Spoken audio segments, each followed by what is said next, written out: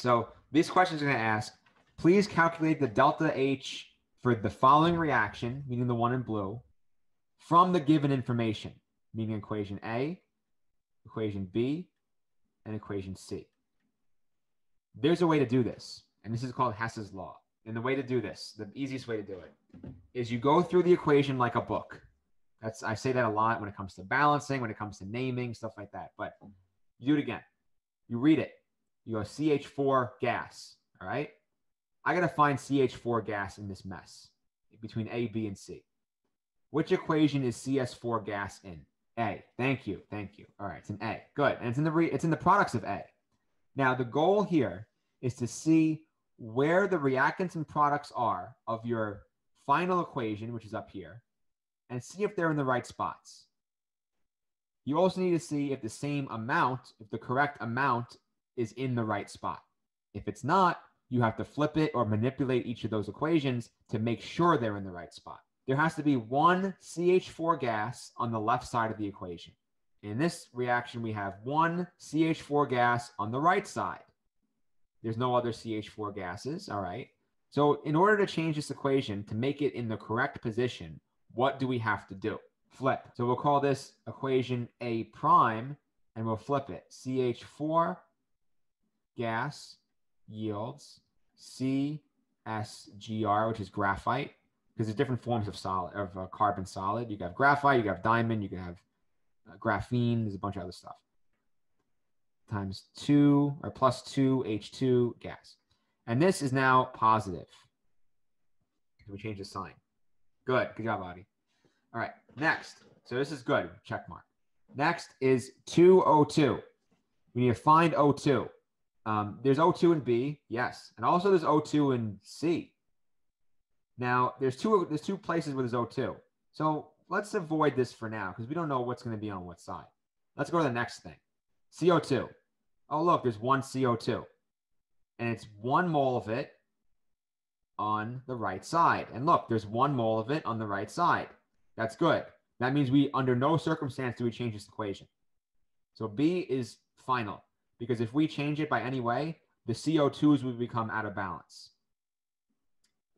So CO2 is good. Next one is H2O gas. Now, equation C is the only one we didn't touch yet. And you can see that H2O gas is in C. There is only one of them in the products, and Adi, you're right, good job. There's only one of them in the products, and there's 2 of them in the products in our final equation. So we have to multiply C by 2. So I'll put C prime is now 2 H2 plus 1/2 times 2 is 1. So 1O2 yields 2 H2O gas. And then we need to multiply this by 2. So there you have it. That's how you do Hess's law. And to check it over, and really what you do next, after you manipulated all the equations to get everything in the right position, and you see, so we didn't really talk about O2 yet. O2 is in the right position. Because look, in equation B, you have 1 mole of O2.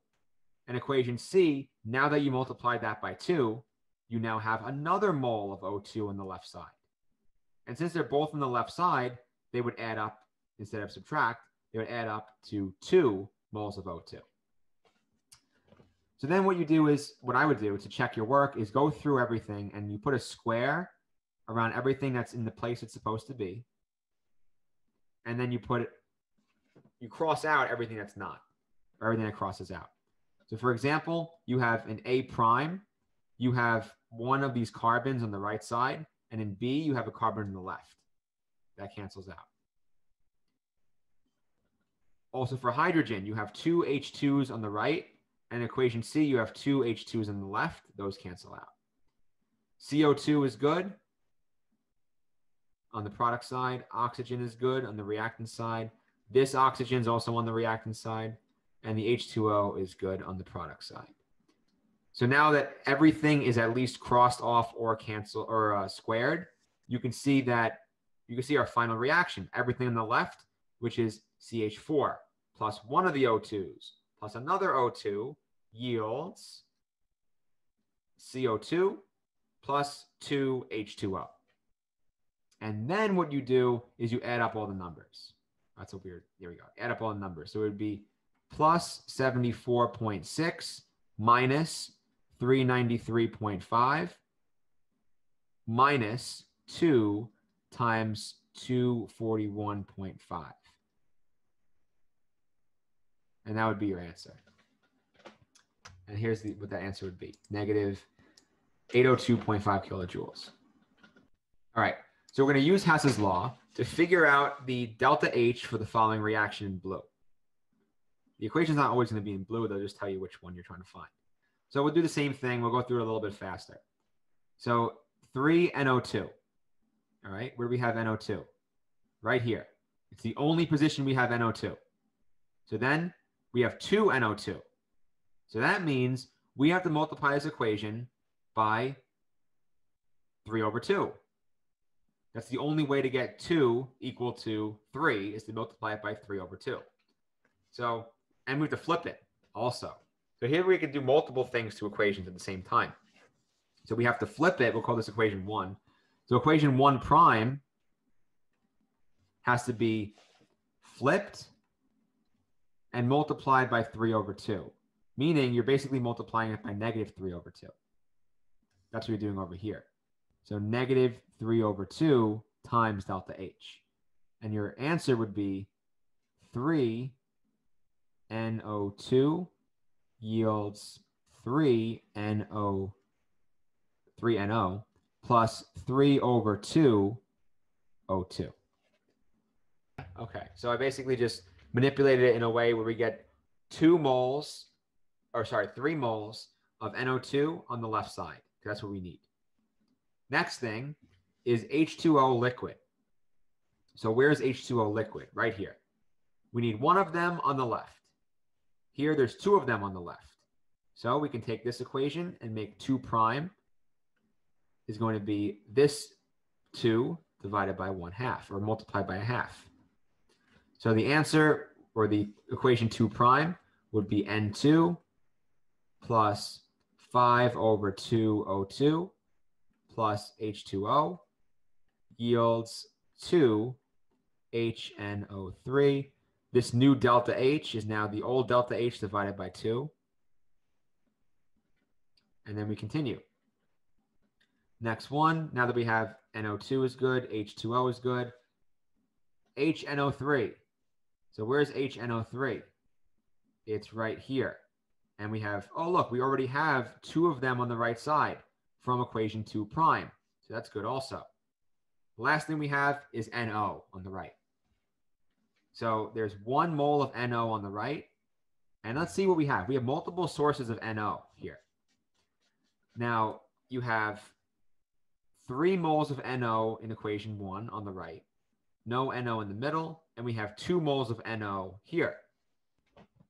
So this is kind of weird because we have a total of, now we have 5 moles of NO on the right side.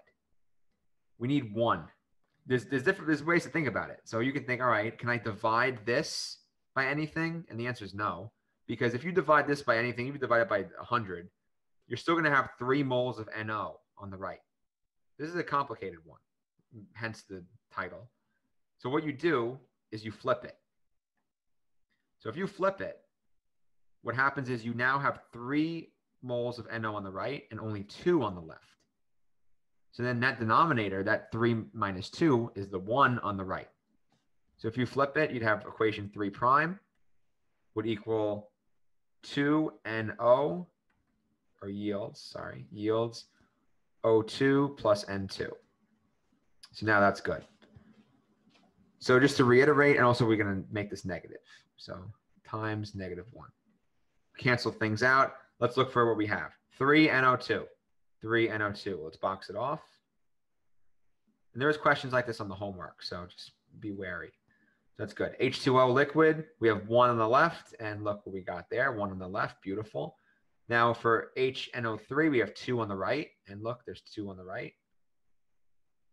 And then we have NO. There's 1 on the right. There's 1 on the right. You have 3 on the right here and 2 on the right. So this can cancel out.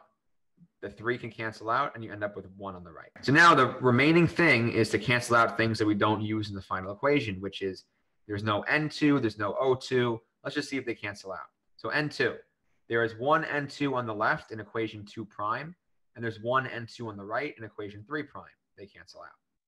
And then the oxygens, we have 3/2 on the right, another one, 1/2, or 2/2. So 3/2 plus 2/2 is 5/2. And on the left, look what you got. You got 5/2. So these all cancel out. And then your final answer is going to be all of these added up with the modifications. So -3/2 times -173 plus -255 divided by 2 plus negative, or just minus 181. And that's going to be your answer. And after it's all said and done, you get -49 kilojoules. At 25 degrees Celsius, the following heats of reaction are known. There's your 3 equations. At the same temperature, calculate delta H for the following reaction, which is this. Now, there are different ways to approach this and different ways that other instructors teach it. But the best way, I think, is to look at the product. Look at what you're trying to figure out. And then if you do it right, everything that you're not trying to figure out or not trying to use in the final equation will cancel itself out.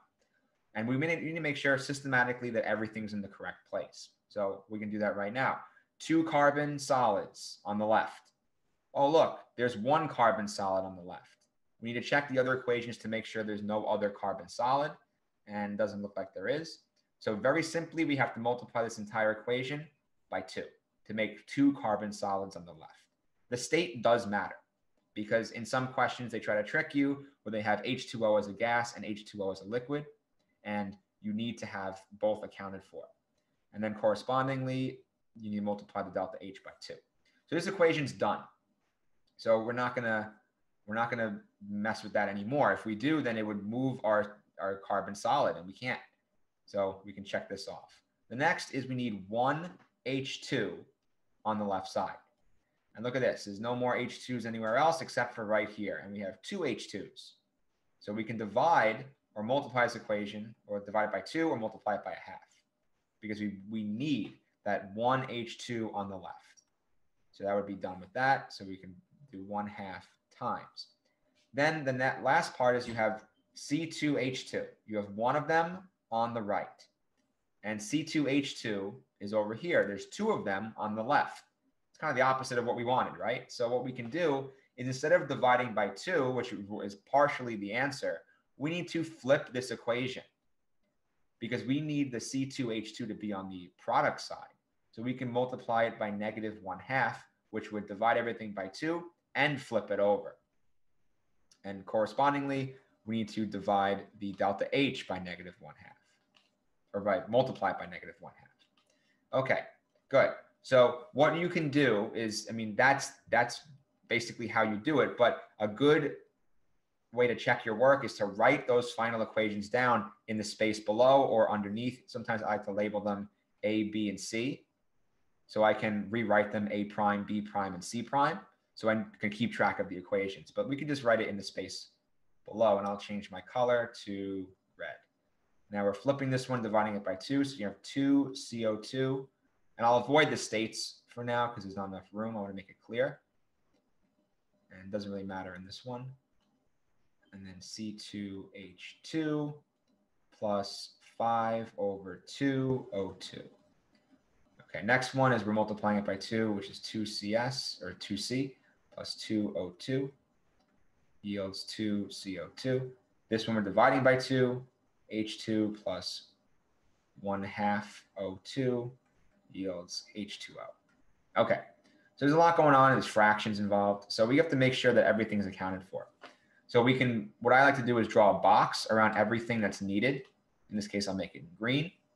And we have our H2, which is right here. And we have our C2H2, which is over here. Okay. So now we can see if everything else cancels out. And I should have used red for this, but I'll use blue. All right. So we have CO2. CO2 is not in our final equation. There's 2 of them on the left here. There's 2 of them on the right over here in equation B. So that can cancel out. H2O, there's 1 on the left here, 1 on the right here.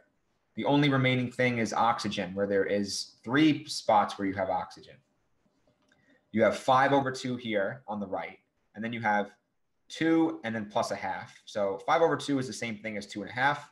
So those would all cancel out. And this is how to make it a lot easier to read, to write it, and to understand it, and to go back and check your work. Now, the final answer is going to be not any of this work over here. It's the delta H that you get when you do all this work. So that would be adding all of our modified delta H's. And that answer is, if my math is correct, 798 kilojoules would be our delta H for this reaction. Okay, great job. Now, if you like this video, please subscribe for more, and please be sure to like the video.